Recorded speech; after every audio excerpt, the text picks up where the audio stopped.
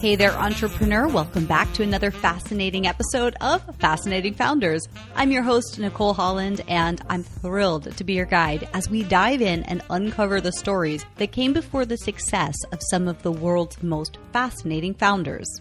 Hailing from a multitude of industries and socioeconomic starts, you're going to learn what's made these fascinating men and women realize their dreams from an inspired idea to millions in revenue, disrupting, innovating, and impacting humanity for the better. Today's episode is brought to you in part by Podcasting Goldmine. Are you reaching and converting your ideal buyers through podcasts yet? You'd better believe that your competition is. The podcast industry is exploding right now, with billions of dollars being poured into it and well over 1 million active podcasts in the directories.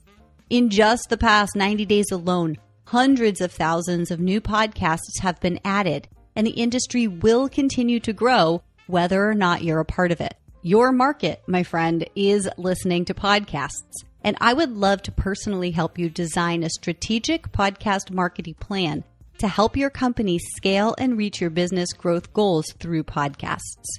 From getting you featured as the expert guest on premium podcasts that your ideal buyers are already listening to designing and launching a profitable podcast for your company, to show sponsorship and advertising. Podcasting for business growth is totally my jam. If you're ready to take a serious look at how you can effectively leverage podcasts for business growth, visit podcastinggoldmine.com and request a complimentary consultation for us to explore how we can make podcasts work for you. Again, that URL is podcastinggoldmine.com. Now, you never know what we're going to get into on an episode of Fascinating Founders. So get your notebook ready, cozy up with a great cup of joe, and let's dive into another inspiring journey with today's guest. As Spiro's CEO, Adam Honig is focused on the company's overall market strategy and vision. Previously, he co-founded a software company which he led through its successful IPO and sale. Afterwards, Adam founded Innovir, one of the largest CRM consulting firms, which was successfully acquired by Cloud Sherpas and then Accenture. Adam is passionate about helping sales teams make more money using artificial intelligence and is the driving force behind Spiro's proactive relationship management. Hello, Adam. Thank you so much for being with me today. Super excited to get into your founder's journey story. Thanks. It's really great to be here. Fantastic. So today you are co-founder of Spiro and a number of other companies. You've got a huge history that we're going to try and zoom through in a very short period of time. But before we do you just want to give the listeners kind of a what's going on today and a little bit more about yourself? Sure. So, I'm, as you said, I'm the founder and CEO of a company called Spiro AI. And we had this crazy idea that maybe there was a sales tool that salespeople should, work with that didn't require them to do anything. And I know it sounds strange, but salespeople, we like to sell. We don't like to spend our time picking up notes or writing call reports or anything like that. So our dream was, that if there was a way that we could use this crazy artificial intelligence technology to do all of that in the background for salespeople, we could make them a lot more effective, make them more money, make the companies they work for more money, and then we'd make more money. I don't know. It just was sort of an idea that we had. And here we are 4 years later, and we have about 200 customers and, about 44 employees, and it's been going really great. Awesome. And who is your ideal client? That's an enterprise solution, or who's your buyer? We're focused on mid-market companies right now. So not big enterprises, but companies that are big enough to have real challenges in their sales process and need to see the visibility in their pipeline and their forecast, and really want to increase sales. And our best customers sell to businesses. And they're often in the manufacturing or business services or distribution businesses, but we work with telecom companies and other software companies and, anybody who needs to really increase sales. Awesome. So now when you started out, when you had your first idea for creating a business, what was that out of? Yeah, really interesting. So this is my third company, and my first company. I've been in sales for most of my career, and I was a salesperson at a technical company, and there was a bunch of really technical guys who wanted to start a company, and they were like, "You're in sales, you can join us, and you can help us sell this thing." And I was like, "Oh, great! I'm the only person on the team who can speak in full sentences. Excellent! I'll do sales." And it was an awesome company called Open Environment, and we sold and built what was called middleware software, which is like the worst name ever. But basically, it's software that connects other software together. And we did sell it to enterprises. And at the time, connecting IBM mainframes with PCs and stuff like that was complicated. So it was really important. And, we built that company up to about $30 million in sales, took it public on the NASDAQ. And it was all, the whole start of the company was all about how do we connect different computers together and make it easier for IT professionals to build systems that, work together. So that's kind of how I got started in this whole entrepreneurial thing. So I had a bunch of engineers who were friends. That's so funny. And so you never envisioned yourself as an entrepreneur then? You were just super happy with sales and or any other things? I never gave it much thought. I was always the kind of kid who had a newspaper route and shoveling sidewalks. And, when I went to college, I printed up funny T-shirts and sold them to people. But I never thought of it as like a career. I studied philosophy in school, and so I really wanted to know about truth. That was, what I was really into, and epistemology and all of that kind of good stuff. But it turns out that, going into philosophy doesn't pay that well. And so when I graduated college, my dad was like, "You need to get a job." And so I was like, "Okay, I'll go into sales. That sounds good. I can talk with people all day. That doesn't sound too hard. How hard could that be?" So that's kind of how I got going. That's wild. So once you had the first company and you took it public and you exited, is that right? Yeah. This is the part of the story where I lost $100 million because I know it was terrible. It was the worst thing ever. So we worked for 5 years to build up this company. I traveled 220 days a year. Like Monday, I was in Cleveland. Tuesday, I was in Dallas. Wednesday, I was in Seattle. We built up a 50-person sales team selling the software. We took the company public. We had a $350 million market cap. Every relative that I had invested in the IPO, they were so excited. So, and then unfortunately, about a year later, we weren't doing so well, and the whole company was worth $50 million. And it was a big disaster. We managed to recover it and build it back up, and we wound up selling it to another company. But unfortunately, the sale price for the company was a lot less than what the peak value was. And so now every wedding or bar mitzvah I go to, I'm still reminded by the loss that I caused all of my distant relatives in that. So, I don't have an MBA, I've got this degree in philosophy, and it's served me really well. I feel like, especially if you want to discuss Kant or something like that, but this was kind of my MBA in a way. We went out there, we did something really, really exciting, but it didn't quite work out the way I was hoping that it would. So I don't know. It was a good experience, I guess. Yeah, everything is in hindsight, right? There's always the learnings. Exactly. So I am totally fine if you say no, but I'm curious if we can dig into this a little bit and talk about kind of what that was like in the moment, and also how you got through it. Because I think this is something that, especially on podcasts, and anything that is forward facing, social media, stuff like that. I think a lot of times entrepreneurs, startup founders, we struggle with the reality of heartache, Yes.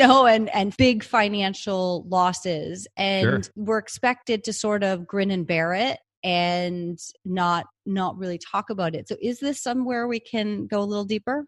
Yeah, sure. No problem. Cool.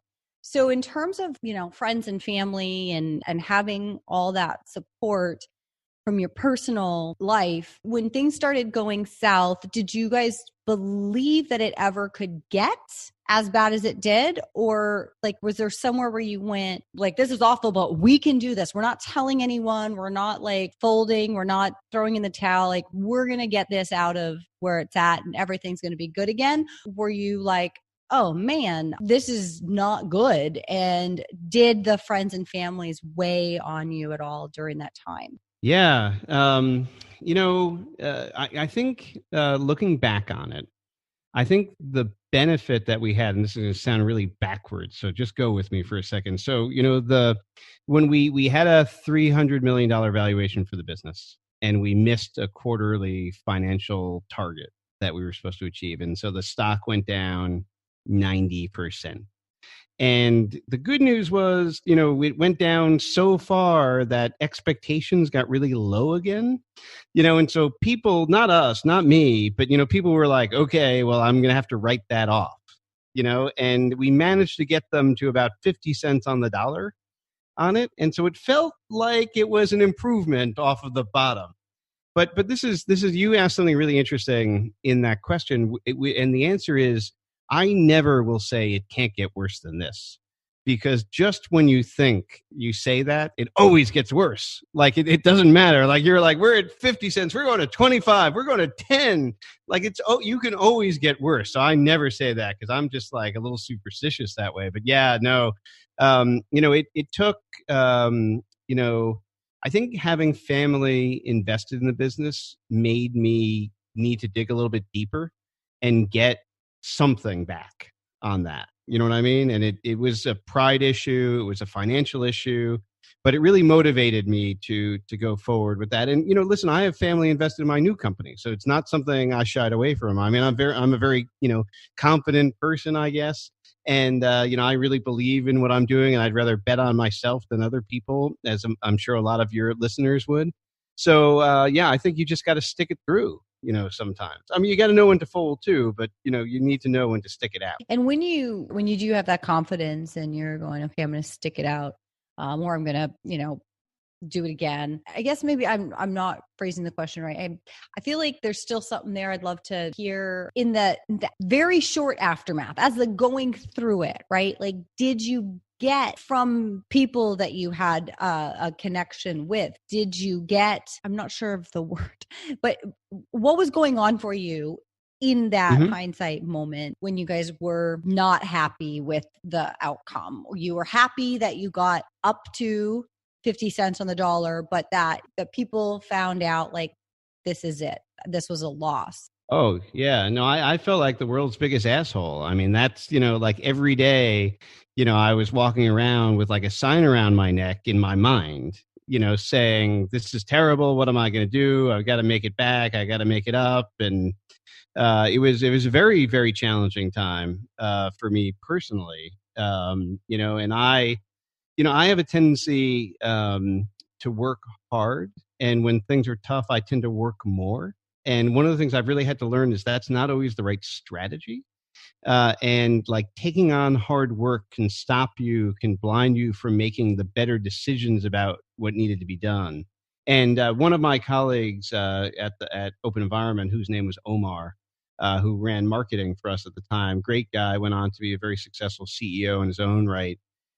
He really had a lot more perspective on it, maybe because his family wasn't invested in the business. And he kind of guided us through the process of finding a strategic buyer for the business and kind of wrapping up what we had done successfully, at the end. And I think if it were just me, I would have been like, no, we're going to stick it out and we're going to, like charge right ahead into battle and, whatever. And so I think that was a big lesson learned for me, that sort of just being able to put the thing on your shoulders and get it forward doesn't mean that's always the right strategy for the business. So good. So I don't know if that was kind of what you were going for, but yeah, I think so. That's great. I think that's something that people can learn a lot from. Also, he really spearheaded the business side of it. I wonder if you can talk a little bit about like your own personal getting through it, and what are some of those things that you, in having that awareness of okay, maybe not charging ahead, like were there any tools or things that happened that helped you move forward? And not to put a label, but I can only imagine that would be a potentially depressing time, a time that doesn't feel good. And that when it's just us and internally we feel like we have that sign around our neck, sometimes it really is just us. And sometimes there are people externally saying the same thing, like you screwed me or something bad, right? So I'm curious how, whether it was only internal or also external. And again, I'm putting that label. So if you didn't go through this, I'd love to hear it also. But if you did have some challenges during that time, personally and emotionally, like what are some of the things you did to come out of the funk? Yeah. So, I mean, I find for myself, my emotional state is very dependent upon the short term direction of what success looks like. And so, what I mean by that is, like, if we're having a good day, then I feel like I can kind of project that out for the whole future to look like the whole future is going to be bad. And if the like converse, if I have a bad day, we lose a client, or I'm not just talking about smaller issues, we can, it'll really kind of crater my mood that day. So in that way, I think I can use that, 2 points makes a line kind of philosophy to project up from where we are. And I find that very helpful in the moment of going through that. But what I'll tell you is actually now that I'm a more experienced entrepreneur. I don't know quite what that sounds weird to say, but older. At any rate, so we had an issue in my current business a couple of weeks ago. We had a software glitch, and we had some unhappy customers, and we had to deal with some stuff, and it was a minor fire. And we were all really calm about it. And some of the more junior staff on the team had worked at other companies, and they were really remarked about how calm we were in dealing with this issue. And I was like, listen, when you have to go tell your relatives that you've lost them a lot of money, that's when you get panicked, guys. Don't come to me with, we had a glitch that we need to fix and we had an hour of downtime. That's a different story. So I think that not at the moment, but I think later that experience really helped gain a lot of perspective for me on things. So I think people can, use that lightly in the moment as well. So like in the moment, looking at what's right opposed to what's wrong. Exactly. And there's lots of stories about businesses, Slack, all kinds of different businesses that started off in the wrong direction. And it was only by not achieving what they wanted to do that they find the right success. And so for me, I felt very determined to move on and start a new company and do things differently.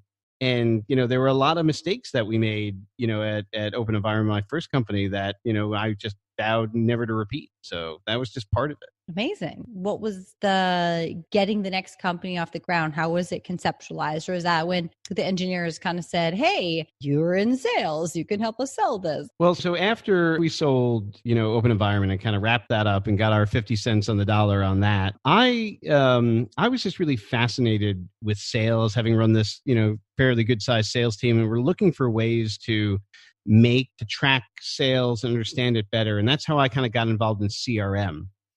Which is, obviously a 4-letter word for salespeople. But back, when I started company number 2, a company was called Innovere, I started a consulting business to help companies understand how to use CRM and how to implement the technology. And we, I knew a bunch of folks at different software companies that were doing that. And so we quickly, struck up partnerships with them. And over the course of about 15 years, I grew that business to be one of the largest CRM consulting businesses in the world before selling it to a larger consulting business. And so, in a way, the second business being a consulting business as opposed to a software business, it had a number of really interesting attributes for me personally at the time. One was customer intimacy. And so when you're in the software business, often you deliver your product and you move on, you go to the next customer and so on. But when you're consulting with a company, you're living with them. You're helping them with their most intimate problems, if you will, and trying to improve things in their business. And that was just something that I felt like I needed coming out of the past experience, maybe. So that kind of helped my journey in that way.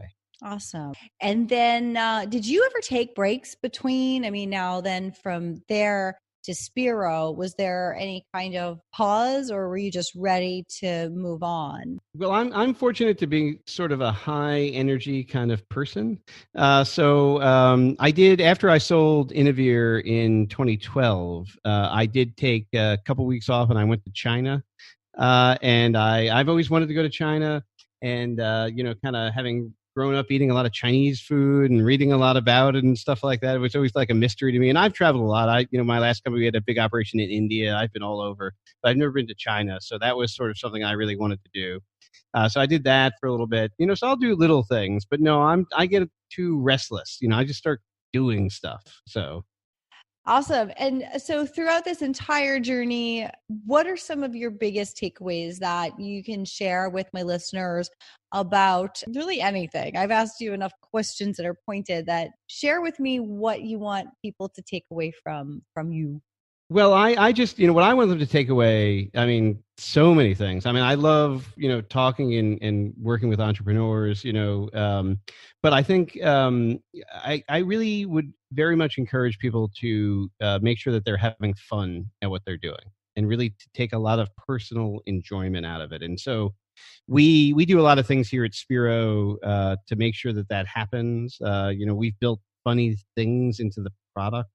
Our product tells jokes, not for any reason except for the fact that we thought it would be fun and we wanted to have a sense of humor about things. So if you find the right place in the product, it'll tell you a joke. And we name all of our conference rooms after submarine sandwiches because we love them so much here at Spiro. So I'm in the Italian sub doing this interview. And, we just love to bring in sandwiches and try things and do crazy stuff with the team. So it's all about, everybody who's an entrepreneur knows that it's going to be a lot of work. And there's going to be ups and downs and hard things. And so if you can have fun and enjoy, not only the result, but the process of it, I think that's super important. And I think early in my career, I was too end result focused, too Aristotelian for our philosophy oriented, listeners, not quite Platonic in my approach. So I'd say that's a big thing. Awesome. And then I guess before we wrap up too, then you identified that fun was paramount.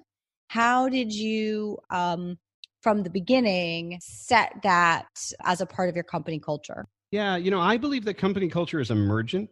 So, we just always did fun things. That was just something we built into what we did. And then it kind of took a life of its own. And there's no formal process for creating fun. It's just like somebody's like, I think we should have badges to show all the great things we accomplished. We're like, yeah, let's do that. Or, let's go, sponsor this charity and go do this kind of outing to make sure this happens. We're like, yeah, let's do it. And so the team knows that we're all in on ideas like that and we constantly encourage it. So I think it just starts to take a life of its own, if you will. There's another thing I want to mention, though, just coming to my mind about what I think is super important, for people, especially first-time entrepreneurs to hear, is I find that first-time entrepreneurs in particular get a lot of advice from all kinds of people. And some of the worst mistakes I've made in my career have been from well-intentioned advice from people who didn't really understand. And so I would strongly encourage people who are, doing their own business, getting a startup off the ground, to really make sure that they hone that inner voice of what they think is super important, and to recognize that is, I'm just going to go out there and say that 90% of the time, I'm going to bet on that versus anybody else who's going to come in and give you advice. And, so in my first company, we made the mistake of bringing in an external CEO to come run the company because we were obviously too new at stuff like that to do it. And he wrecked the whole thing. We totally had to repair it from there. And I'm very much, in the mindset that, people who are living it day to day have got the right answers. So I felt compelled to say that. That's perfect. I love that you brought that in. It's so important. And it is hard. It's hard. Even right now at time of recording, I'm writing my first book, and I had this great idea because I love collaborating. I love deepening relationships. I love sharing the brilliant people that I know with others and helping more people. So I had this brilliant idea. Okay, some of my friends are going to give me advice about writing a book. And I love that because they're publishers or authors or marketers or whatever the case may be. And I love tapping in. At the end of the day, I realize I have to make the decisions. However, I thought if they're spending time with me, what a great opportunity for me to record and share those recordings with others who want to write a book. Because sure. Like me, there's plenty of experts out there who have been doing their thing for some years, and the book, they just haven't prioritized putting it on paper, but they know it needs to come out. So I thought, this is a great idea. And I mean, in 2015, 2016, 2017, I was doing summits. I had done podcasts since 2016. So I thought, I'm going to share, I'm going to learn, everybody wins, yay. And now I was just driving back from Canada and I'm sitting here going, oh my gosh, I think I have too much information now, too much feedback. So it's great because I'm aware I need to go back and pick and choose, okay, here's different perspectives and here's what I want. And so based on what my clarity is, what can I use best and what can I let go of? And yeah, so it's something I've literally just been thinking about in the last 24, 48 hours a lot, because I never want to overwhelm people. And I never want to be overwhelmed, but I think sometimes when we bring information in, and when we put information out, it can get to a point where it can be overwhelming. And I think that's one of the curses of entrepreneurs, is that we have all these ideas and we want to implement. And so we also are eager to learn and to say, yes, okay, that sounds great. Okay, that sounds great. Okay, that sounds great. And then it's like, wait, you're not doing anything because you're stuck in all these ideas and all these things to do. So I love that you brought that up. Exactly. Very good timing for me, at least. Well, thank you so much, Adam. Is there anything else you want to share? And then also, before we go, let's make sure our listeners know how they can continue the conversation with you. Sure. Well, I mean, if anybody is interested in learning more about sales, and I know a lot of people who are entrepreneurs don't necessarily have a sales background, but we publish a very extensive and funny blog about sales at Spiro AI that you can check out. Some of the blog posts that we do are practical tips, and some of them are funny, like, the 7 reasons why everybody should marry a salesperson or things like that. But often it contains very practical sales tips and advice, ways that you can incorporate into your sales process and make it better. So you can definitely check that out at our website. And, I'm on Twitter if people want to connect, on LinkedIn. I'm on both of those social platforms. Happy to chat with anybody about entrepreneurship. Awesome. Well, thank you so much. And there you have it. Thanks again for tuning in. I do realize that there are about a million other things you could have been doing over the past half hour, and the fact that you chose to spend it listening to this podcast means the world to me. I would love to know what your biggest takeaway from today's episode was, so feel free to send it on social, tagging me at the Nicole Holland on Facebook or Instagram, or send me a message from my website, fascinatingfounders.com. You'll also find show notes with the transcript from this and all other past and future podcast episodes on the website. That URL once more is fascinatingfounders.com. Thanks to my podcasting goldmine team for the production of today's episode, and a special shout out to Effie Ceruti for composing the intro and outro music for this season. If you're looking for custom composed music for your own podcast or any other aspect of strategy, design, or production for your existing or new podcast, the Podcasting Goldmine team can help. Give us a ring at 218-GET-SEEN or contact us through the website for a custom quote. And once again, if you are ready to explore effectively leveraging podcasts for business growth, visit podcastinggoldmine.com and request a complimentary consultation to explore making podcasts work for you. Again, that URL is podcastinggoldmine.com. Coming up on Fascinating Founders, I'm excited to introduce you to more fascinating men and women who've taken their inspired idea and against all odds have grown it into a multi-million or billion-dollar enterprise. Until next time, this is Nicole Holland signing off.